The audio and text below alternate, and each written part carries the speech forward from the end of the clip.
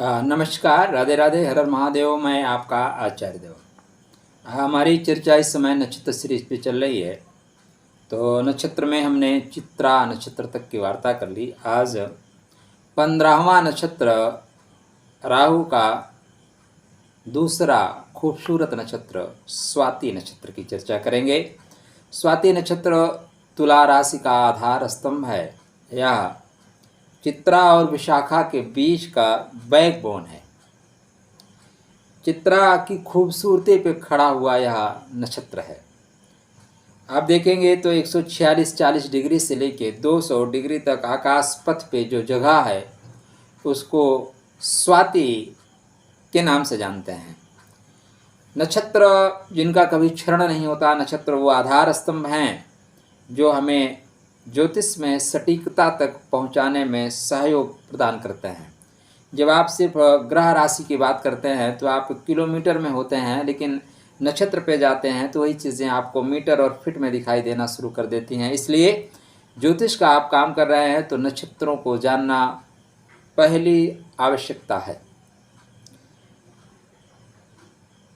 स्वाति नक्षत्र, स्वाति राहु का नक्षत्र है और ये आर्द्रा से बहुत ज़्यादा खूबसूरत है।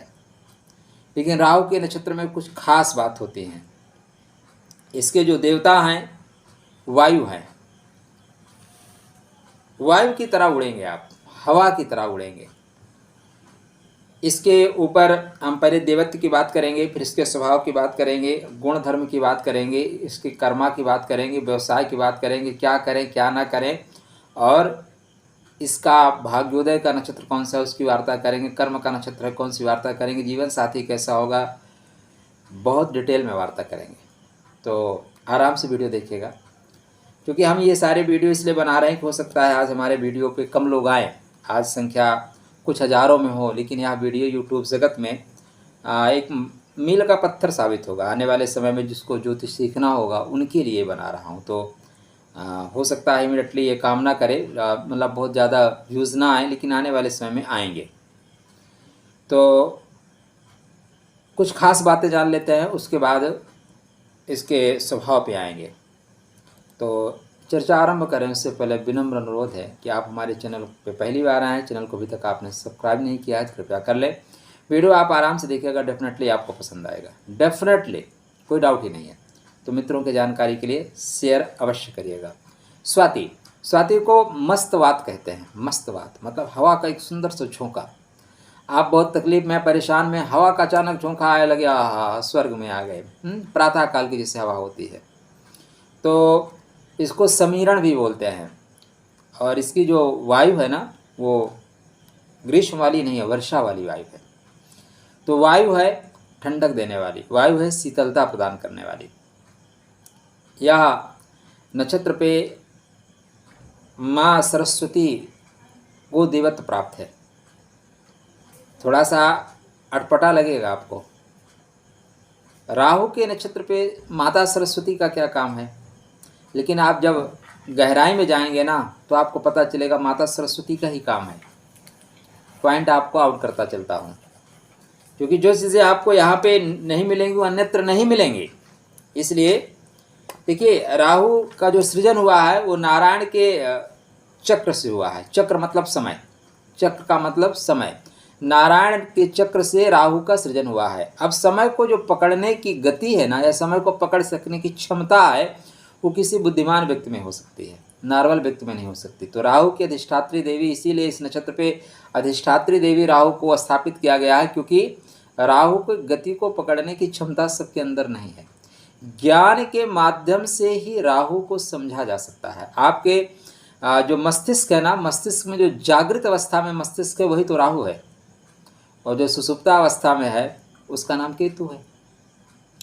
राहु वो है जो देवताओं के छल को समझ जाता है कि देवता हमसे छल कर रहे हैं और हम चल के अमृत पी लेते हैं। तो राहु वहाँ तक की सोचता है। इसलिए अधिष्ठात्री देवी, इनको सरस्वती माता को बनाया गया है कि सरस्वती की उपासना करके इसे नक्षत्र की एनर्जी को सही दिशा और दशा आप दे सकते हैं। ये हवा की तरह है, कब कहाँ बिखर जाएगा आपको पता ही नहीं चलेगा। इसलिए ज्ञान के माध्यम से आपको इस नक्षत्र को पकड़ना होगा। मतलब तो आप सावधान होकर बैठिए, ज्ञान की चक्षु खोल लीजिए, तभी पकड़ में आएगा, नहीं पकड़ में नहीं आएगा। गण इसके शास्त्रकार कहते हैं देवगण है। राहु का नक्षत्र देवगण, क्या बात है, खास बात है। राहु का नक्षत्र और देवगण। दिशा भी उत्तर दिशा दी गई है, ठीक है ना। उत्तर दिशा मतलब ज्ञान की दिशा। और जो इसकी योनि है वो महिष है। और महिष कौन सा, जो पुरुष है, जिसको भैंसा बोलते हैं, जिस पे यमराज सवारी करते हैं, ठीक है ना। दूध देने वाली नहीं, यमराज की सवारी करने वाली, ठीक। इस नक्षत्र पे आप इसका जो चिन्ह देखेंगे ना, तो इसके जो चिन्ह में है 2-3 चीज़ें चिन्ह में आती हैं। पहला तो आता है कि एक लहराता हुआ पौधा आएगा, और हवा के झोंका से वो थोड़ा सा झुका हुआ है, ठीक है ना। कहीं कहीं इसको एक अंकुरित घास का तना भी बोलते हैं, ठीक है ना। घास का तिनका कहा जाता है, लेकिन ज़्यादातर एक पौधा जिसमें 2 पत्तियां हैं और हवा के झोंके से हल्के से झुका हुआ है। ये प्रतीक है सृजन का, प्रतीक है निर्माण का। इसके पहले हमने नक्षत्र देखा है चित्रा। चित्रा क्या है, चित्रकारी का नक्षत्र है। चित्रा समायोजन का नक्षत्र है। अब आपने चित्रकारी कर ली, बना लिया, निर्माण कर लिया। अब वो हवा की जो झोंका आ रहे हैं ना, परिस्थितियां विपरीत हो रही है, उस परिस्थितियों को संभालने के लिए जो नक्षत्र आ रहा है उसका नाम है स्वाति नक्षत्र। स्वाति बोलने में अच्छा लगता है, बोल के देखिए ना। स्वाति के गुण 3, उसकी चर्चा करेंगे। इसके राहु महाराज नक्षत्र के देवता हैं। पवन देव, वायु देव इसके देवता माने जाते हैं। नीलकंठ जो इसका पंछी जो है कौन है, नीलकंठ है, और सबसे सुंदर पंछी होता है। नीलकंठ के दर्शन पावा, घर बैठे गंगा नहावा। हाँ, तो नीलकंठ का दर्शन करना और घर बैठे गंगा स्नान करने का पुण्य मिलता है। यह नक्षत्र आप देखें तो सभी नए कार्य करने के लिए है। इस नक्षत्र में एक जो विशेष शक्ति है ना, उसका नाम है प्रदवांशा शक्ति, ठीक ना। प्रदवांशा शक्ति, वायु की तरफ फैल जाना। किसकी तरह, वायु की तरफ फैल जाना, मतलब आप हवा की तरफ फैलेंगे, हवा के झोंके की तरफ फैलेंगे। पवन देवता वायु के देवता हैं, तो पवन वायु देव है, इसलिए जो इसकी सुगंध है वो फैलेगी। विभिन्न दिशाओं में आपको नॉलेज होगा, विभिन्न दिशाओं का ज्ञान होगा। आधार इसका जो है नीचे से परिवर्तन है, ऊपर से परिवर्तन नहीं है, क्योंकि पौधा जो झुक रहा है नीचे की शक्ति है तभी झुक रहा है। अब इस नक्षत्र का जो परिणाम होगा वो परिवर्तन होगा, तो नक्षत्र परिवर्तन के लिए है। पॉइंट क्या आ रहा है, नक्षत्र परिवर्तन के लिए है। स्वाति नक्षत्र वस्तुओं के हिलने का और बिखरने का कारण भी बनता है। तो आप जहाँ पे जाएंगे वहाँ पे बहुत सी चीज़ें हिला देंगे, बहुत सी चीज़ें बिखरा देंगे। यह विनाशकारी हो सकता है तब तक जब तक हम आप परिस्थितियों से सीखते नहीं। तब तक विनाशकारी हो सकता है जब तक परिस्थितियों से सीखते नहीं। नकारात्मकता दूर करने के लिए आपको हिलाएगा डुलाएगा। इसके सभी जो संकेत के मूल हैं वो पवन से आपको प्राप्त होंगे। इसके उपचार भी हैं और इसकी शक्तियाँ विनाशकारी हैं। हवा क्या है, शीतलता देती है, तेज तूफान आपको उड़ा भी ले जाती है।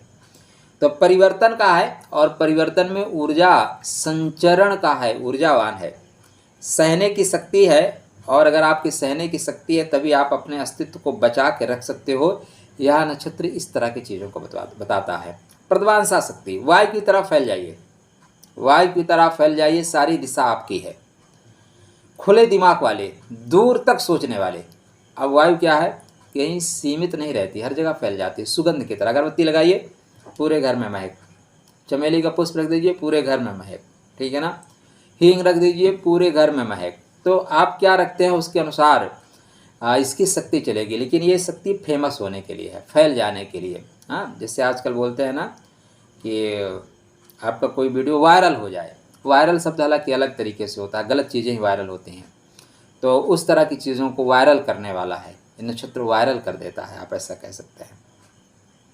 स्वाति, स्वाति में कहते हैं वो अगर सीपी के अंदर पानी गया है, उसकी बिंदु गई, उसकी बूंद गई तो मोती बन जाता है। दरअसल स्वाति में मोती बने या ना बने, लेकिन मोती की तरह आपको चमकना है। पॉइंट क्या है, मोती बने या न बने, मोती की तरह चमकना है। मोती क्या है? बहुत बहुमूल्य है। मुक्ता, मुक्ता मणि, तो मुक्ता की तरह आप बहुमूल्य हैं। आप निश्चित रूप से आत्मनिर्भर होंगे। अंकुरित होता जो पौधा है वो बोलता है सृजन करना है। आप सृजन के लिए आए हैं। बहुत पुराने पौधे नहीं, अंकुरित हो रहे हैं। अभी आपकी यात्रा स्टार्ट हो रही है और यात्रा अंत तक ले जानी पड़ेगी। ठीक है। और शरीर में जो इसका अंग है हृदय का है, कफ प्रधान है, गुण राजसिक गुण है। राजसिक गुण है मतलब अच्छा बनना है, बेहतर बनना है। तत्व अग्नि है और गण हमने कहा कि देवगण है, मतलब देवत्व प्रदान करने की क्षमता है। इसकी जो जाति है वो बूचड़ जाति है। ये पॉइंट बहुत इंपॉर्टेंट है, बूचड़ जाति। बूचड़ क्या होता है? चीज़ों को काट कर अलग कर देता है। काट के अलग कर देने के लिए बूचड़ जाति बनाई गई है। किसको काट के अलग करेगा? खराब चीज़ों को काट के अलग करेगा, अच्छी चीज़ों को काट के अलग नहीं करेगा। कभी बूचड़ को देखा है आपने? जो अवशिष्ट पदार्थ आते हैं उनको ही काट के अलग करता है, और जो उपयोग में आने वाली चीज़ें हैं उनको वो अपने पास रखता है। और इस नक्षत्र में यही चीज़ें जीवन भर चलेंगी। आपको काटेंगे, अवशिष्ट को बाहर करेंगे, ठीक चीज़ों को अपने पास ले आएंगे। अब यह नक्षत्र तुला राशि में है। कहाँ पे है? तुला राशि में है। इसके राशि स्वामी कौन हुए? राशि स्वामी शुक्र हुए। नक्षत्र स्वामी कौन हुए? राहु। राहु शुक्र का जोड़ है। राहु शुक्र गजब का योग बनता है। राहु शुक्र का योग जो है ना, नागमणि योग है। राहु सर्प का मुख है और शुक्र क्या? हीरा है। तो सर्प के ऊपर हीरा, सर्प के फन पे हीरा।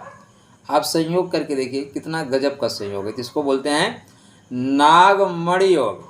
अब नागमणि है, नागमणि हर जगह नहीं होती, हर नागों के पास मणि नहीं होती, लाखों नागों में मणि होती है। तो यह योग बनता है।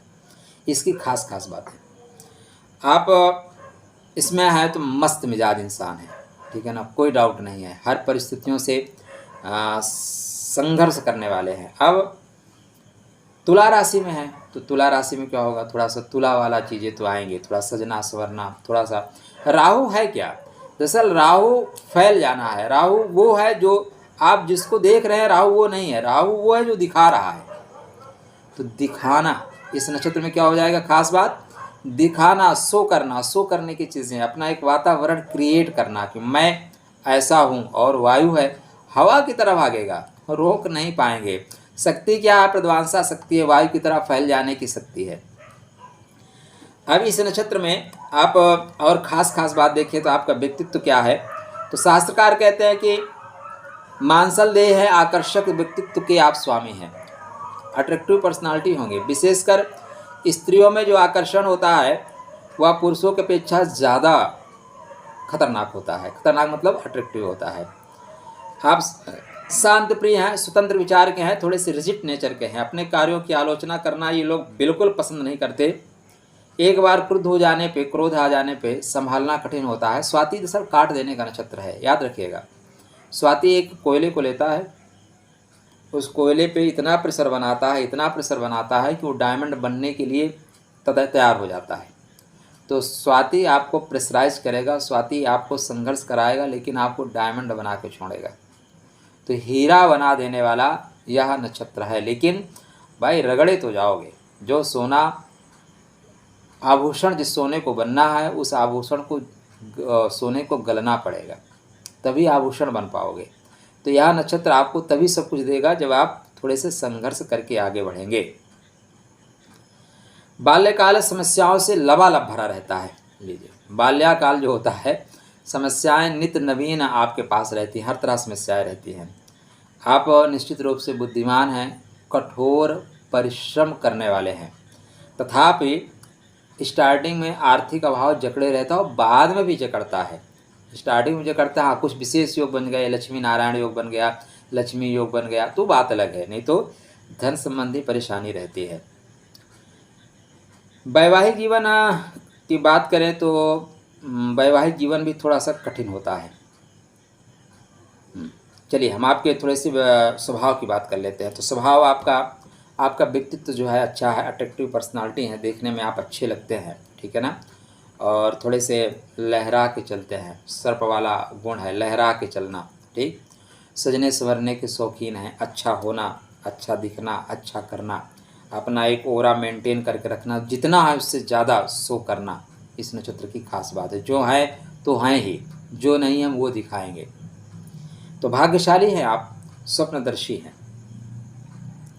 राहु सदैव दीवाल के उस पार की बात करता है। दीवाल के इस पार तो सभी ग्रह कहते हैं, जो कोई ना देखे उसको राहु दिखवाता है। सुसुप्त मस्तिष्क है, इंट्यूशन पावर का जनक है राहु। और वर्तमान में जितनी प्रगति हुई है ना, हम जिसको अपने बोलते हैं कि 21वीं सदी में 22वीं सदी में चल रहे हैं, तो ये राहु की प्रगति है। चाहे वो आपको वायुयान हो, चाहे आपका ट्रेन हो, चाहे आपके मोबाइल हो, कंप्यूटर हो, इंटरनेट हो, लैपटॉप, जितने भी इस तरह की चीज़ें सॉफ्टवेयर हैं, वो सब क्या है? राहु है। राहु ही तो हवा में उड़ाता है कुछ नहीं, सब कुछ हवा में चल रहा है। इंटरनेट क्या है? हवा में चल रहा है। वीडियो कॉल क्या हो? हवा में चल रहा है। तो ये सारी चीज़ों के राहु जनक है। तो यहाँ पे जो हैं थोड़े भाग्यशाली है, स्वप्नदर्शी हैं। मतलब यहाँ पे बैठे हैं, मूड किया अमेरिका घूमने का, अमेरिका में कोई मित्र बैठा है, उससे बात कर लेंगे, आंख बूंदे बात कर लेंगे, मन में प्रसन्न रहेंगे, ख्याली पुलाव पकाते रहते हैं, हवाई किला बनाने वाले लोग होते हैं। अच्छा है, किसी को नुकसान नहीं पहुँचाते। प्रेम में भी अच्छी अच्छी बातें सोच लेते हैं, नुकसान किसी को नहीं पहुँचाते। तो अच्छी चीज़ें, बुरा क्या है। तो थोड़े स्वप्नदर्शी होते हैं, बड़ा बनने का ख्वाब आप लेके चलते हैं। विचारक हैं आप। स्वाति विचार करने वाला है और विचारों को कट करने वाला है, स्वतंत्र विचारक है। इसलिए सिर्फ विचारक नहीं है, स्वतंत्र विचारक है।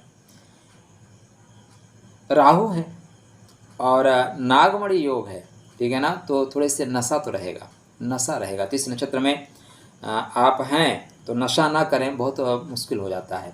हाँ, कोई बहुत शुभ ग्रह की स्थिति हो तो अच्छी बात है, नहीं तो यहाँ पे नशा आ ही जाता है। शनि इसी नक्षत्र में आके उच्च का होता है। शनि महाराज को उच्चता ही दे देता है। शनि जो न्यायाधीश है, न्याय का कारक, इसलिए न्याय संबंधित कार्य या न्याय प्रियता आपको अच्छी लगेगी।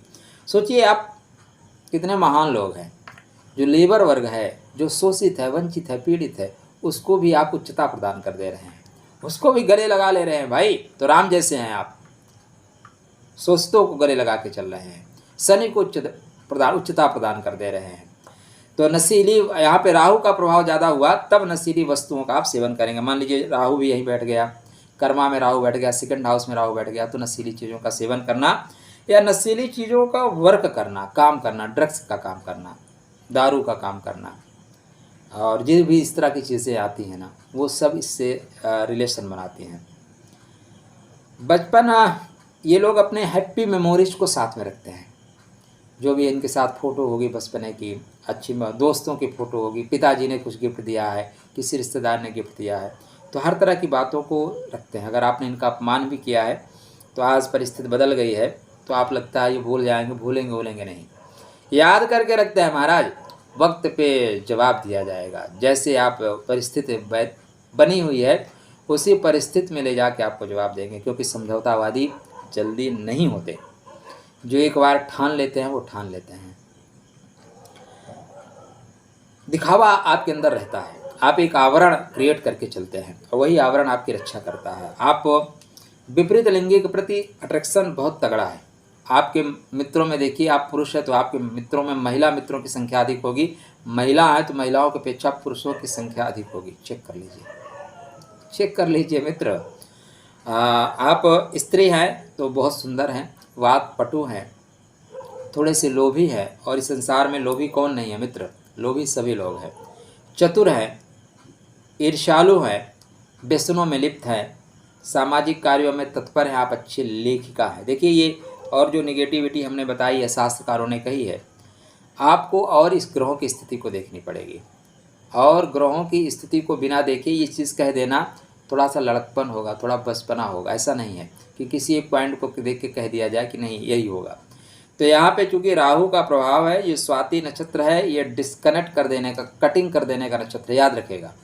मैं बहुत से लोगों को जानता हूँ, बहुत डॉक्टरों को जानता हूँ जिनका ग्रह यहाँ बैठा है वो डॉक्टर बन गए हैं। ठीक, 2-3 डॉक्टर तो ऐसे हैं जो अमेरिका में है। वृश्चिक लगन की कुंडली है, उनका गुरु द्वादश भाव में जाके स्वाति में बैठा हुआ है। नॉर्मल ढंग से आप देखेंगे तो बोलेंगे यार ज़िंदगी में हैंड टू माउथ होगा।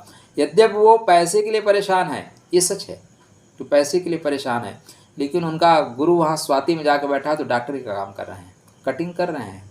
तो यह नक्षत्र डिस्कनेक्ट कर देने का है, सही चीज़ों को व्यवस्थित कर देने का है। यहाँ नक्षत्र चूँकि राहु का है तो सारी जो इलेक्ट्रिक लाइट्स है या सामान है, हवा में उड़ने का है, तो उस तरह के सारे कार्य करेगा। अभी हम आते हैं व्यवसाय पे। शरीरांग पे मतलब शरीर के अंगों पे जो प्रभाव है, त्वचा पे है, इसका प्रभाव गुर्दा पे है, और गुप्तांग में मूत्र नली पे है, मूत्राशय पे है, और हार्निया इसी के अंडर कस्टडी में आती है। ठीक, तो अगर गलत प्रभाव हुआ नक्षत्र पे तो इस तरह के चीज़ें आपके जीवन में पड़ेंगी। इस नक्षत्र पे क्या क्या कर सकते हैं, तो शास्त्रकार कहते हैं कि पैसे का लेन देन, विद्या संबंधित जो कार्य है वो आप कर सकते हैं। पार्टी और करना, अब देखो चित्रा ने पूरा अच्छा घर का माहौल क्रिएट किया, सुंदर चीज़ें बनाया, सुंदर आवरण बन गया। अब सुंदर बनने के बाद पार्टी तो बनती है ना भाई। अब शुक्र इस नक्षत्र का स्वामी है और शुक्र की दूसरी राशि है और सबसे खूबसूरत राशि है तुला राशि, गायन की राशि है, वादन की राशि है, आनंद की राशि है, विलासिता की राशि है। अब विलासिता में राहु विलासी ना हो, कैसे हो सकता है? तो राहु को तो विलास करने में मज़ा आता है, खूब आनंद करता है। योनि क्या है? महिष योनि है और नर है, ठीक है ना। तो आनंद करेगा तो फिर घुस गया तो घुस गया आप तालाब में, 2 घंटे 4 घंटे घुसा रहेगा, तो वो वाला नेचर रहेगा। आप इस नक्षत्र में यात्रा का काम करना चाहे कर लें। आप जॉब के लिए जा सकते हैं। घर परिवर्तन के लिए शास्त्रकार मना करते हैं कि परिवर्तन ना करें, परिवर्तन करने में तकलीफ होगी। बहुत कठिन काम हो, संघर्ष के काम हो, तब भी आपको बचना चाहिए। अगर आप इसमें मुकदमा करना चाहते हैं, शास्त्रकार कहते हैं कट कर दीजिए, क्योंकि इसकी जाति क्या है? कसाई है, काट देगा भाई, अलग कर देगा। मुकदमा हम किस लिए करते हैं भाई? इससे हमारा रिश्ता खराब हो गया, अलग होना है। आजकल तो ज़्यादातर तलाक के ही होते हैं या झगड़े जो भी हैं, तो उसमें कटिंग हो जाएगी। तोड़ फोड़ के लिए भी शास्त्रकार मना करते हैं। अच्छा, मुकदमा के लिए भी शास्त्रकार कहीं कहीं मना करते हैं, कहीं कहीं तोड़ फोड़ के लिए मना करते हैं। चैत्र माह के आखिरी जो 9 दिन हैं वो इसके माने जाते हैं। और सप्तमी तिथि इस नक्षत्र की तिथि मानी जाती है। इसके जो ऋषि है ना, वो मारीची ऋषि है। मारीची ऋषि क्या है? प्रकाश के देवता है। और राहु देखिए सर्वत्र प्रकाश है, जितनी भी लाइट है, ठीक है, ट्यूबलाइट है या आपकी एलईडी लाइट है या सौर ऊर्जा है, विद्युत ऊर्जा है, पानी से बनने वाली ऊर्जा, सब राहु के अंडर कस्टडी में आती है। दरअसल राहु का जो उत्पत्ति हुई ना, अगर आप उसके थीम में जाओ तो जो नवग्रह नहीं, सप्तग्रह हैं, सप्त ग्रहों के मान का हरण करने के लिए भगवान श्री हरि ने राहु का सृजन किया। सूर्य बोलता था हमसे तेजवान कोई नहीं है, चंद्रमा हमसे कोई नहीं, मंगल हमसे कोई नहीं। तो भगवान ने श्री हरि ने समय के साथ अपने चक्र से राहु का सृजन कर दिया। बोला बेटा आप झेलो। राहु के सूर्य के साथ बैठेंगे, ग्रहण कर देंगे, चंद्रमा के साथ ग्रहण कर देंगे, मंगल के साथ अंगारक बना देंगे, शनि को श्रापित दोष बना देंगे, बुध को जड़त्व दोष बना देंगे, गुरु को चंडाल दोष बना देंगे, शनि को श्रापित दोष बना देंगे। जिसके साथ बैठे उसका राधे राधे कर देंगे। तो ये इनकी शक्ति है, विशेष शक्ति है। अब आप उपयोग कर सकते हो तो सकारात्मक है, नहीं उपयोग करना आया तो नकारात्मक है।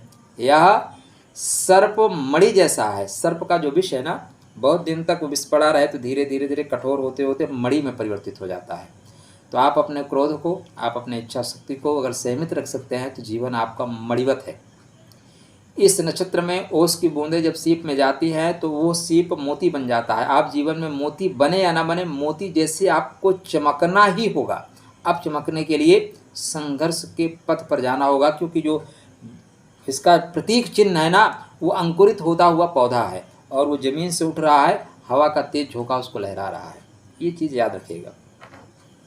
क्या अब इस नक्षत्र के 4 चरण चलेंगे, ठीक है ना। तो चारों चरण तुला में आएंगे। कहाँ पे आएंगे? तुला में। नवांशा मिलेगा गुरु का, धनु नवांशा, मकर नवांशा, कुंभ नवांशा, मीन नवांशा। 4 नवांशा मिलेंगे। 4 नवांशाओं की हम बात करेंगे। तो उसके पहले हम आपको बता देंगे कि इस नक्षत्र में क्या क्या आप कर्म व्यवसाय करें, क्या क्या खास बात है, कौन कौन से कर्म आपको करने चाहिए जहाँ पे आपको लाभ होगा, कौन से कर्म इसके साथ साथ और कौन सा नक्षत्र आपको सपोर्ट करेगा जो आपके कर्म करने के लिए लाभ होगा। हाँ, तो शास्त्रकार हमारे ये कहते हैं, शास्त्रकार क्या कहते हैं, ओके, चल नक्षत्र है। क्या है? चल नक्षत्र है, इसलिए चलने वाले काम करिए। इस नक्षत्र में चंद्रमा के स्थित होने पर आप बुद्धिमान हैं, सफल हैं और चरित्रवान हैं। बुद्धिमान हैं, चरित्रवान हैं, सफल हैं। यह नक्षत्र रचनात्मक कार्यों को देने वाला है, सफलता को दर्शाने वाला है। जन्म से ही लक्ष्य की प्राप्ति करने की प्रबल इच्छा वाला यह नक्षत्र है। आज़ादी और स्वतंत्रता इस नक्षत्र की खासियत है, मतलब इनको आप ज़्यादा दबाव में रह के नहीं कर सकते, इनको प्रोत्साहित करके इनसे काम करा सकते हैं, प्रेशर में नहीं, प्रेम से। आप अपने बच्चों को बोलो तू तो यार होनहार है, तू तो अच्छा करेगा, वो बच्चा अच्छा करेगा।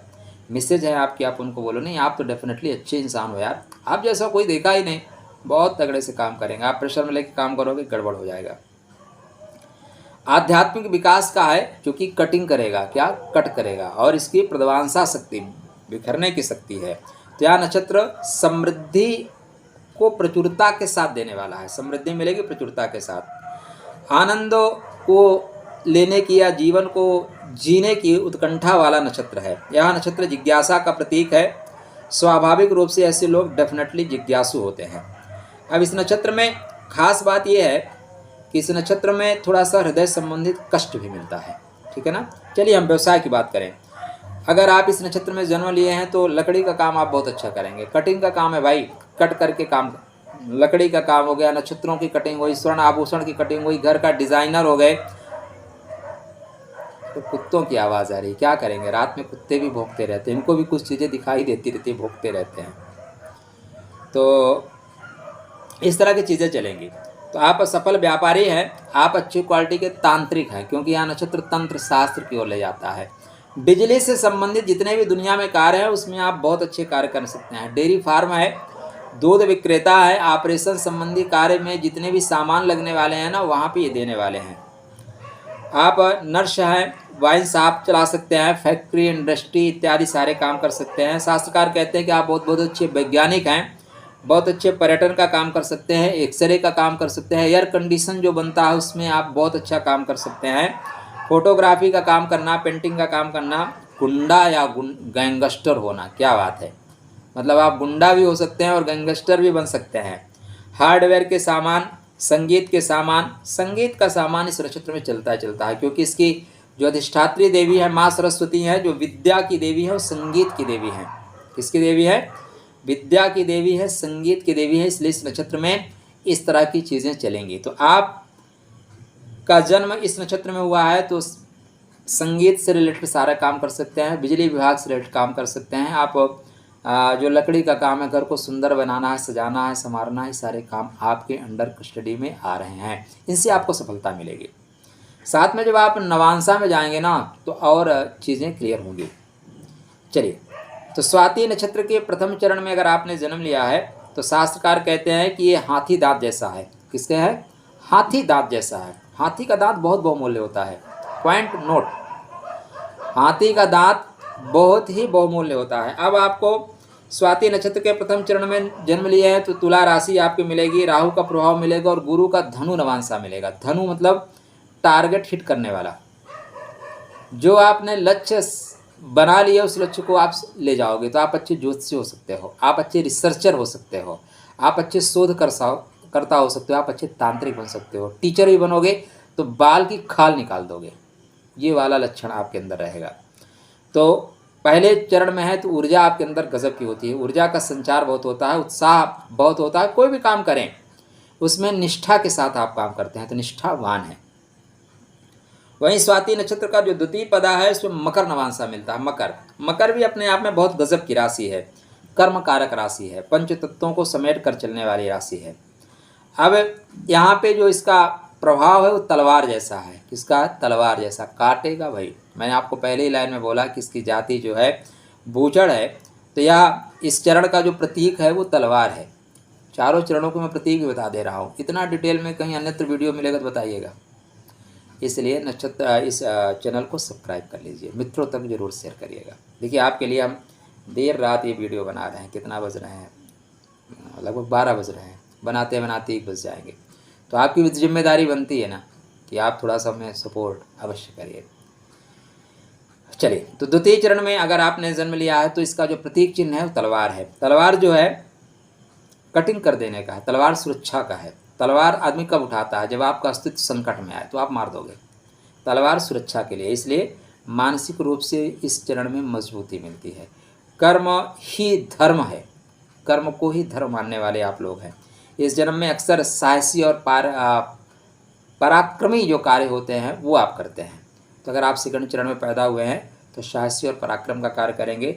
घर बनाना, ज़मीन से रिलेटेड काम करना और सरकार में खासकर वित्त विभाग में काम करना, बैंक में काम करना, इस तरह के कृषि से रिलेटेड काम करना आपको बहुत अच्छा रुचिकर है और अच्छा आप काम करते हैं। वहीं तीसरे चरण में जाएंगे तो कुंभ नवांश मिलेगा। कुंभ शनि का नवांश है और खूबसूरत नवांश है। राहु का यहाँ पे सतविसा नक्षत्र चलता है, तो क्या बात है, राहु दोनों तरफ से बली हो गया, राहु की बल सर्वाधिक हो गया। अब यहाँ पे इस चरण का जो प्रतीक है पंखा है। पंखा पंखा क्या है, एक तो पंखा जो आजकल चलता है, एक पंखा वो था जो राजाओं को हवा हाँका जाता था, और यह पंखा दरअसल हवा मतलब थोड़ा सा रिलैक्स देने का प्रतीक है। तो दयालु है, इस नक्षत्र में आप दयालु हो जाएंगे, थोड़ा सौम्य स्वभाव हो जाएगा। अक्सर स्वयं से पहले दूसरों की ज़रूरतों को ध्यान रखने वाले हैं, आप साधक हैं।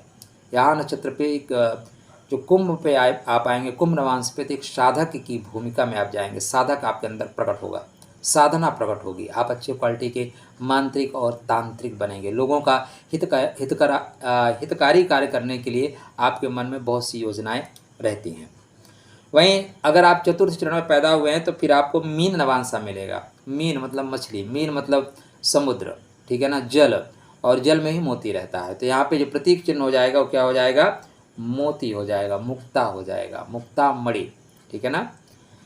बसरा वाली, आजकल जब मोती लेने जाइए तो लोग बोलते हैं बसरा की चाहिए, क्या बसरा की मोती है नहीं मार्केट में, लोग बेवकूफ़ बना के आपको हज़ारों हज़ार ले लेते हैं। तो इस नक्षत्र में आप इस चरण में हैं तो डेफिनेटली आप बहुत बुद्धिमान हैं। विश्लेषण करने की शक्ति आपके अंदर बहुत गजब है।